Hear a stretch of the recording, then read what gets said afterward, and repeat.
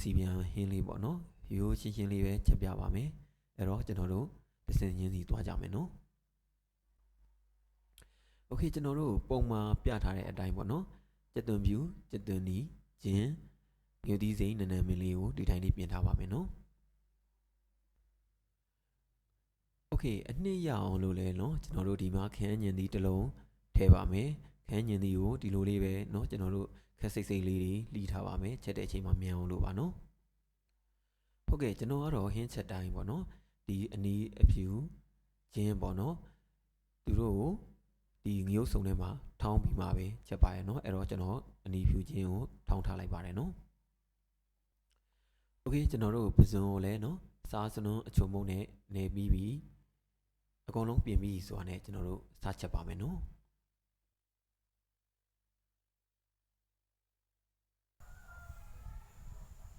โอเคအကုန်လုံးကိုကျွန်တော်တို့ပြင်ဆင်ပြီးရတဲ့ပုံမှန်တိုင်းအိုမီအပူပေးမယ်ပြီးရင်ကျွန်တော်တို့စီထည့်မယ်ပေါ့နော်အဲ့တော့ဒီနေရာမှာကျွန်တော်ပြောချင်တာကစီပြန်မှကြိုက်တဲ့သူတွေကတော့စီအများကြီးထည့်အသုံးပြုလို့ရပါတယ်နော်ဘယ်ဟင်းမဆိုစီပြန်ရင်တော့ကောင်းတယ်ဒါပေမဲ့လို့ကျွန်တော်ကတော့စီကိုအတင်တင်မဲ့တုံးနေပါအောင်ဆိုတော့စီဆိုတာကလူရဲ့ခန္ဓာကိုယ်နဲ့လုံးဝမတည့်ပါဘူးမတည့်ဘူးဆိုတာကအစီအကျက်ကိုပြောပါနော်စီကကျွန်တော်တို့ကအပူပေးပြီးတော့ကြက်သွားရင်ကျွန်တော်ပြေဝသွားတာပါနော်ပုံမှန်စီအစိမ်းကကျွန်တော်တို့တည့်တယ်โอเคအဲ့တော့ကျွန်တော်တို့စီပူလာပြီဆိုတော့เนาะစီကြက်သွားပြီဆိုရင်ကျွန်တော်တို့ထောင်းထားတဲ့ကျက်သွန်ကြီးကျက်သွန်နီးဟင်းကိုကျွန်တော်တို့ဒီတိုင်းထည့်မယ်ပေါ့နော်ထည့်ပြီးရတဲ့ကျွန်တော်တို့မှွေပေးမယ်ကြက်အောင်โอเคကျွန်တော်တို့ဒီကျက်တဲ့အနီးဒီကျင်းပေါ့နော်မကတ်အောင်လို့ကျွန်တော်ကတော့အများနဲ့မှွေပေးနေပါတယ်မီးလေးကိုတင်လိုက်ချလိုက်ပေါ့နော်ဘာလို့ဆိုတော့ကတ်သွားမှာဆိုလို့ပါပြီးရင်ကျွန်တော်ကဒီအယောင်တွင်မှုဖြည်းဖြည်းမှထည့်တယ်နော်ဘာလို့လဲဆိုတော့အယောင်တွင်မှုအစိုးရထည့်လိုက်တဲ့အချိန်မှာအယောင်တွင်မှုထည့်ပြီးတဲ့အချိန်မှာမှွေရပြရလို့နည်းနည်းတက်ပါတယ်နော်ပြီးရင်ဒီလိုလေးကျွတ်မှထည့်ရင်ပို့ပြီးတော့လေမွေးပါတယ်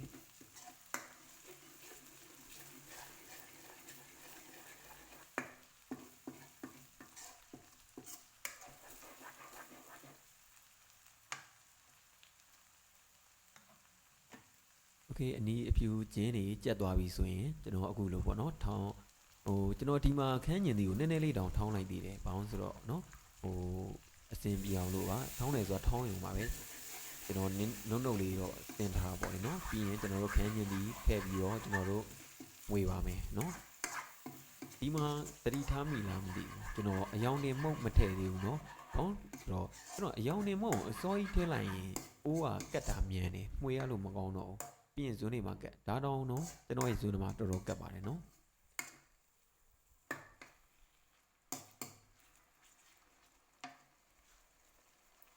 โอเคကျွန်တော်ခဏတော့မီးလေးချထားလို့ပါနော်အခုမီးလေးပြန်တင်လိုက်တာပါဒါတော့ကျွန်တော်စီနေထည့်ထားတာနော်โอเคအဲ့တော့ကျွန်တော်တို့အယောင်နေမုံကိုကျွန်တော်အခုမှထည့်ပါတယ်နော်အယောင်နေမုံဆိုတာကတော့ပွင့်လင်းပြောရင်အကောင်းစားအယောင်နေမုံဆိုရင်တော့ကျွန်တော်တို့လူကိုဥပတ်မဖြစ်ပေမဲ့လို့တကယ်ဒီဈေးပေါ်နဲ့ပေါ့နော်အယောင်နေမုံအတူတွေဆိုရင်တော့လူဥပတ်ဖြစ်ပါတယ်ပြီးရင်အယောင်နေမုံအစစ်ရလဲခတ်တာကကျွန်တော်တို့ဒီ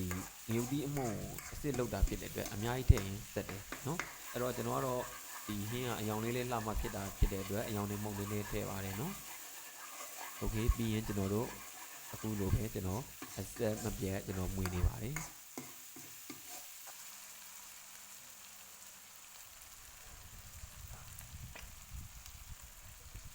โอเคကျွန်တော်ကတော့ဒီမှာငပြိုင်လေးနည်းနည်းလောင်းထည့်လိုက်တယ်နော်အနံရောအရာလေးရောနည်းနည်းလေးတက်သွားအောင်လို့ပါတကယ်တီးလို့ရှိရတဲ့ဒီအတွက်တော့ငပြိုင်ရမတင်တော့ဘူးပေါ့နော်ဒါပေမဲ့ကျွန်တော်ကတော့ပါလေးပါလေးပဲဒီမှာလောင်းထည့်ထားပါတယ်နော်โอเคကျွန်တော်တို့ခန်းညင်ကြီးထည့်ပြီးသွားမယ်ပေါ့နော်ကျွန်တော်တို့နေရပါမယ်စက်တိုင်းကျွန်တော်အခုလိုပဲလက်ကိုမနာဘူးပေါ့နော်ဒါကစက်တိုင်းမှာဆိုလို့ပါအခုချိန်မှာကျွန်တော်တို့ဘယ်လိုထည့်လိုက်လို့ရတယ်ဒါပေမဲ့လို့ခန်းညင်ကြီးနံလို့ဘာလို့မပြောက်တော့မှလဲဆိုလို့ပါနော်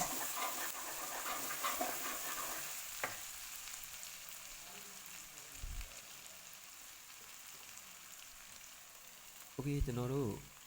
ဒီခန်းညင်ကြီးလေးလိတ်သွားပြီလို့ယူဆရရင်ပေါ့နော် ဒီနေထားတဲ့ပဇွန်လေးကို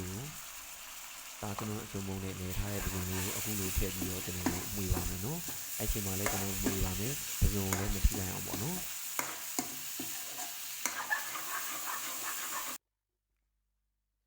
โอเคပဇွန်လေးထည့်ပြရနဲ့เนาะကျွန်တော်တို့နည်းနည်းလေးစပြီးမွေမယ်ပြီးရင်ကျွန်တော်တို့ဒီပဇွန်ကိုပေါ့အကျစ်သွားတဲ့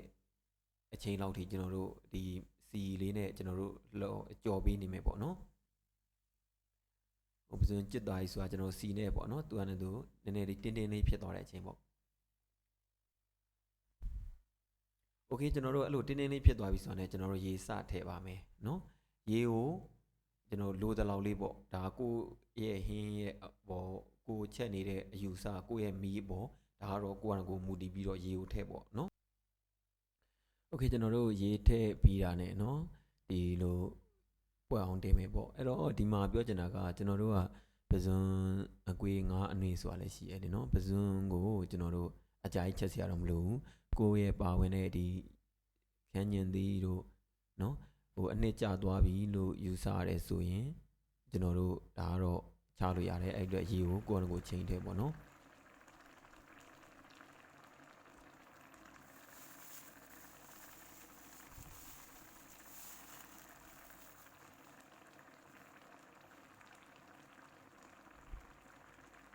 โอเคပြီးရနဲ့ကျွန်တော်တို့စားနည်းနည်းထည့်မယ်နော်ကျွန်တော်ခဏငံပြားလေးလေးနည်းနည်းထည့်ထားတယ်ပဇွန်ကလည်းအချိုးထွက်မှာဖြစ်တဲ့အတွက်စားလည်းအများကြီးမလိုဘူးပြီးရင်ကျွန်တော်အချိုးမုံနည်းနည်းတုံးတယ်ပေါ့နော်အဲ့တော့ဒီမှာအချိုးမုံတို့ကျွန်တော်တို့ကြက်သားမုံတို့နဲ့ပတ်သက်လို့ပေါ့နော်ကြက်သားမုံဆိုတာကြက်သားရဲ့အမှုံတော့မဟုတ်ဘူးအဲ့ဒါဖြစ်တဲ့အတွက်အန်ဒီကတော့အကုန်လုံးကတော့ကျွန်တော်တို့ပေးနိုင်တယ်အဲ့တော့နှစ်ခုလုံးကိုမတုံးနိုင်ဘူးကောင်းလေးပဲဒါပေမဲ့လို့ကျွန်တော်ကတော့ကြက်သားမုံပဲပေါ့နော်ချုံမုံလေးနည်းနည်းလေးထည့်သုံးတယ်တန်တော်တန်ယုံပေါ့နော်โอเคကျွန်တော်ကတော့ရေနည်းနည်းလေးထည့်ထည့်မယ်နော်ထည့်ထည့်ပြီးရင်အဆင်ပြေတဲ့အနေထားထိပြင်မယ်ပေါ့နော်ဒါလေးကိုတော့ကျွန်တော်ကြော်လိုက်မယ်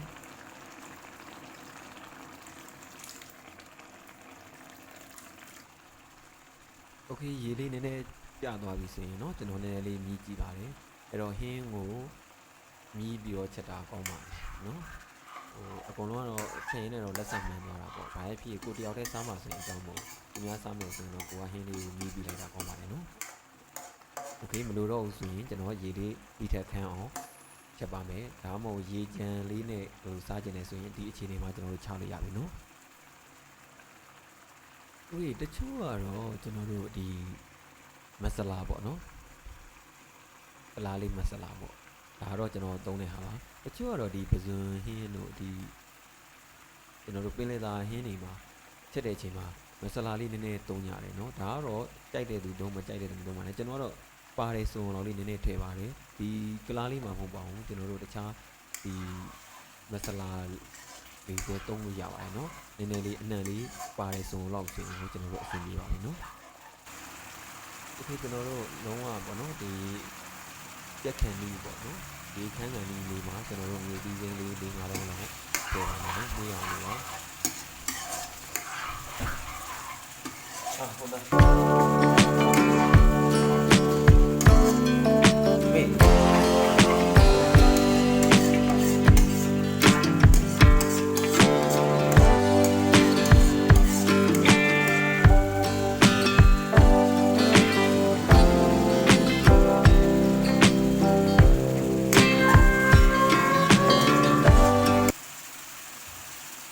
လုံးဝပြီးသွားပြီเนาะဒီလိုလေးစီလေးလက်ပြန်ပြီးဟိုလိုချင်တဲ့အနေထားရောက်ပြီးဆိုတဲ့အချိန်မှာနန်းနန်းမင်းလေးအုပ်ပြီးတော့ကျွန်တော်တို့ဟင်းချက်တာကိုအဆုံးတက်လိုက်မယ်เนาะကျွန်တော်အဲ့ချိန်မှာမီးလေးပေးလိုက်မယ်နန်းနန်းမင်းလေးကကျွန်တော်တို့လုံးဝဒီအုပ်တယ်ဆိုရင်တော့ပါတယ်เนาะအနံလေးကောင်းအောင်လို့ပါโอเคဒါဆိုရင်ကျွန်တော်တို့အရသာရှိတဲ့ပဇွန်စီပြန်ဟင်းတစ်ခွက်ရပြီเนาะအဲ့တော့ဒီလိုရှင်းပါပဲဘာမှဟိုတခြားဟိုင်လည်းမသုံးဘူးကျွန်တော်တို့ဒီလိုမြန်မာဟင်းချက်ဒီအတိုင်းပဲပေါ့เนาะโอเคအဲ့တော့ကျွန်တော်ရဲ့ဒီဗီဒီယိုကိုအဆုံးထိကြည့်ရှုပြီးလို့အားလုံးကိုကျေးဇူးတင်ပါတယ်နောက်ဗီဒီယိုမှာကျွန်တော်တို့ပြန်တွေ့ကြမယ်နော်